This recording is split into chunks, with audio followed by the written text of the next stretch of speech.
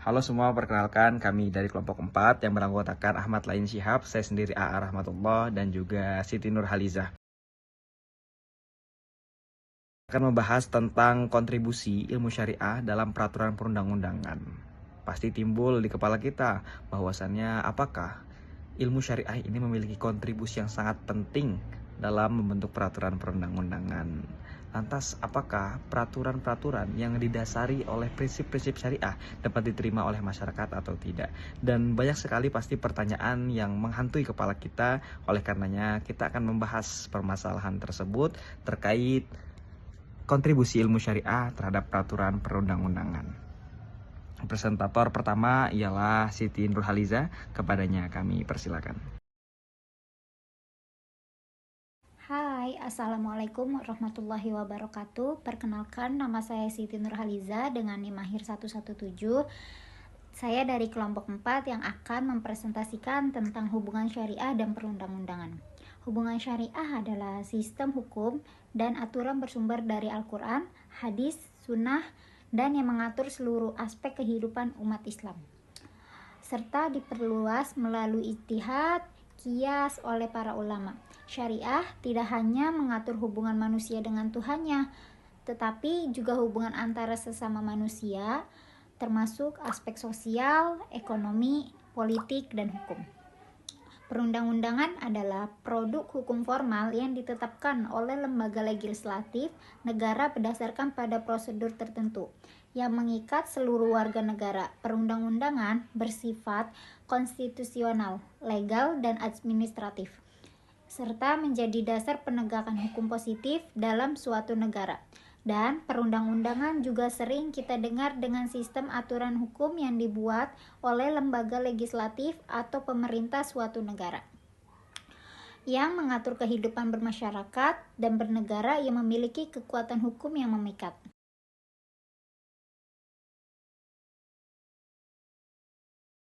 Hubungan syariah dan perundang-undangan ia sangat erat, terutama dalam negara-negara yang mayoritas penduduknya itu seperti Islam. Dalam konteks negara seperti Indonesia yang bukan negara agama tapi berdasarkan ketuhanan yang Maha Esa, prinsip-prinsip syariah seringkali dijadikan inspirasi atau rujukan untuk membentuk hukum positif. Undang-undang syariah memberikan nilai-nilai dasar yang bersifat universal, seperti keadilan, kemaslahatan, kejujuran, dan kemudian diakomodasi ke dalam sistem perundang-undangan negara. Dengan begitu, syariah perundang-undangan dapat saling melengkapi. Nilai-nilai syariah dijadikan inspirasi dalam pembentukan hukum nasional. Ini terjadi ketika prinsip-prinsip moral dan etika Islam dijadikan acuan dalam merumuskan hukum positif. Hal ini terlihat dari beberapa produk hukum Indonesia yang menggunakan langsung istilah dan norma syariah, misalnya dalam hukum keluarga dan ekonomi syariah. Dalam kompilasi hukum Islam diterapkan di lingkungan peradilan agama sebagai hukum material, terutama dalam perkara perkawinan, warisan, dan wakaf. Yang kedua, Undang-Undang Perbankan Syariah.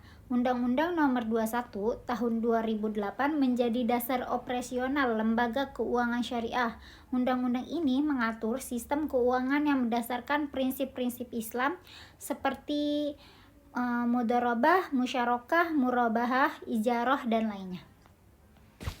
Baik, selanjutnya yaitu peraturan perundang-undangan berbasis syariah. Ialah kaidah hukum tertulis yang dibentuk oleh pejabat atau lembaga negara yang berwenang dengan muatan materinya. Syariah untuk mengatur aspek kehidupan atau kepentingan masyarakat yang beragama Islam. Dari beberapa jenis peraturan perundang-undangan yang ada di Indonesia, peraturan perundang-undangan syariah yang berlaku didominasi berbentuk undang-undang, peraturan pemerintah, dan perda. Untuk perkembangan perda syariah telah banyak diterapkan di berbagai provinsi di Indonesia. Dalam hal ini, esensi dari hukum syariah seperti prinsip keadilan, kejujuran, dan kemaslahatan tanpa secara mencantumkan istilah syariah menjadi pendekatan yang moderat dalam konteks negara, dan salah satunya adalah negara seperti Indonesia. Peraturan perundang-undangan merupakan salah satu syarat wajib dalam menata kehidupan berbangsa dan bernegara di Indonesia. Mengingat bahwasanya Indonesia adalah negara yang berbasis hukum, baik Undang-Undang Dasar ialah sebagai konstitusi tertulis dan berisi nilai, prinsip, dan ide yang disepakati bersama sebagai sumber referensi hukum yang tertinggi dalam penyelenggaraan kekuasaan suatu negara. Indonesia adalah negara hukum yang dijiwai oleh Pancasila dalam penyelenggaraan kehidupan berbangsa dan bernegara. Sehingga walaupun bukan merupakan negara agama, juga bukan merupakan negara sekuler, apalagi secara ateis, akan tetapi merupakan negara hukum Indonesia, di mana terdapat hubungan yang erat antara negara dengan negara, sehingga dalam hal ajaran agama yang memerlukan campur tangan negara, maka hal tersebut diatur dalam peraturan perundang-undangan dan tidak dilanjuti dengan berbagai kebijakan pemerintah. Gagasan awal memperkuat pelaksanaan otonomi daerah yang ditetapkan Undang-Undang Nomor 22 Tahun 1999 tentang pemerintah daerah, kemudian diganti dengan Undang-Undang Nomor 32 Tahun 2004, dan sekarang diganti lagi dengan Undang-Undang Nomor 23 Tahun 2014 tentang pemerintahan daerah dalam bingkai negara Kesatuan Republik Indonesia (NKRI). Sejatinya adalah yang dimaksud untuk meningkatkan kesejahteraan sosial masyarakat dengan ciri utama partisipasi seluruh masyarakat dan keterbukaan informasi oleh penyelenggara pemerintah daerah kepada masyarakat, atau dengan kata lain adalah untuk mempercepat tercapainya cita-cita dan tujuan negara. Terima kasih. Selanjutnya kita akan membahas tentang peranan ilmu syariah dalam peraturan perundang-undangan. Sebagaimana kita ketahui bahwasannya Indonesia merupakan negara hukum yang mayoritas penduduknya beragama Islam. Mari sama-sama kita refleksikan kembali bahwasannya sumber hukum di Indonesia itu ada 3. Yang pertama hukum barat, yang kedua hukum adat, dan yang ketiga hukum Islam. Oleh karenanya, karena mayoritas penduduk di Indonesia adalah beragama Islam, perlu bagi negara untuk mengakomodasi keperluan-keperluan dan kepentingan-kepentingan mereka.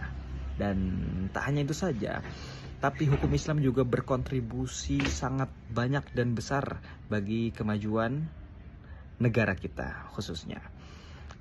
Seperti contoh dalam peraturan waris kewarisan dan juga pernikahan, bahkan diperbolehkan bagi mereka non-muslim atau yang tidak beragama Islam menundukkan dirinya terhadap aturan-aturan agama Islam.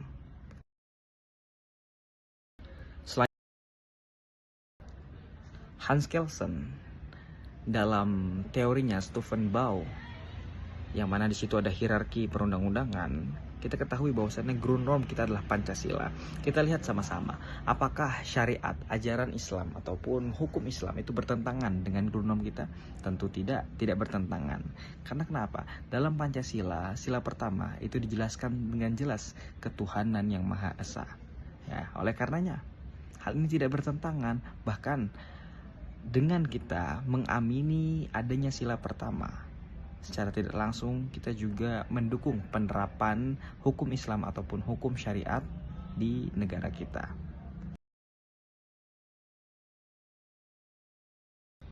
Indonesia memang bukanlah negara agama ataupun bukan negara Islam, tetapi Indonesia adalah negara yang religius secara filosofis. Pun juga kompilasi hukum Islam atau Impres nomor 1 1991 menjadi bukti bahwasannya hukum Islam itu sangat berkontribusi besar pada perkembangan hukum di negara kita tercinta.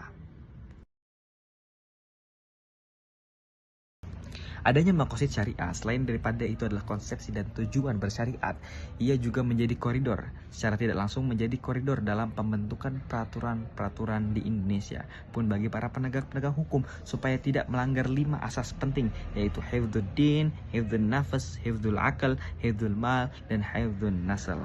Oleh karenanya, tampaknya ilmu syariah selain berkontribusi penting dalam pembentukan peraturan perundang-undangan, ia juga sangat berkontribusi untuk menjaga koridor peraturan perundang-undangan supaya tidak melewati batas. Sekian presentasi dari saya, selanjutnya akan dilanjut oleh rekan saya. Materi yang ketiga adalah bentuk-bentuk kontribusi ilmu syariah dalam pembentukan peraturan perundang-undangan. Yang pertama, fikih Islam telah banyak memberi kontribusi, antara lain Undang-Undang Nomor 1 Tahun 1974 tentang perkawinan. Dalam pasal 2 ditulis bahwa sahnya perkawinan apabila dilakukan menurut ketentuan agamanya masing-masing. Lebih lanjut dijelaskan pada pasal 63. Dinyatakan yang dimaksud pengadilan dalam undang-undang ini adalah pengadilan agama bagi mereka yang beragama Islam. Selanjutnya, Undang-Undang Nomor 7 Tahun 1989 tentang peradilan agama, PP Nomor 28 Tahun 1978 tentang perwakafan tanah, kompilasi hukum Islam, dan yang terakhir adalah nilai-nilai syariah yang diakomodasi dalam sistem hukum nasional. Materi selanjutnya, perkembangan dan ruang lingkup hukum Islam. Politik hukum nasional harus pluralis dan kontekstual. Menurut Rahmat Rosyadi dalam formalisasi syariat Islam dalam perspektif tata hukum Indonesia, yang pertama, hukum perdata. Hukum perdata Islam meliputi munakahat, segala sesuatu terkait perkawinan, perceraian, dan akibat hukumnya. Yang kedua, wirosat, mengatur segala masalah dengan pewaris, ahli waris, harta peninggalan, serta pembagian warisan. Dan yang ketiga adalah muamalah, dalam arti khusus mengatur masalah kebendaan dan hak-hak atas benda, tata hubungan manusia dalam jual beli. Yang kedua adalah hukum publik.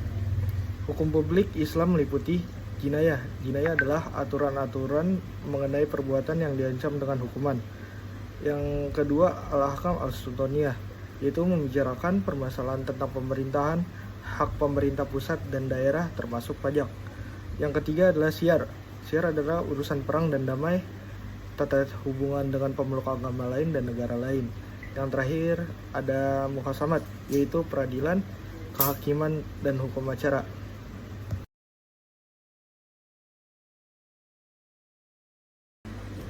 Bentuk kontribusi fikih Islam dalam peraturan perundang-undangan. Yang pertama, adanya Undang-Undang Nomor 1 Tahun 1974 tentang perkawinan, sebagaimana diubah dengan Undang-Undang Nomor 16 Tahun 2019 tentang perubahan atas Undang-Undang Nomor 1 Tahun 1974 tentang perkawinan. Yang kedua, adanya Undang-Undang Nomor 7 Tahun 1989 tentang peradilan agama, sebagaimana diubah dengan Undang-Undang Nomor 3 Tahun 2006 tentang perubahan atas Undang-Undang Nomor 7 Tahun 1989 tentang peradilan agama, dan kedua kali dengan Undang-Undang Nomor 50 Tahun 2009 tentang perubahan kedua atas Undang-Undang Nomor 7 Tahun 1889 tentang peradilan agama.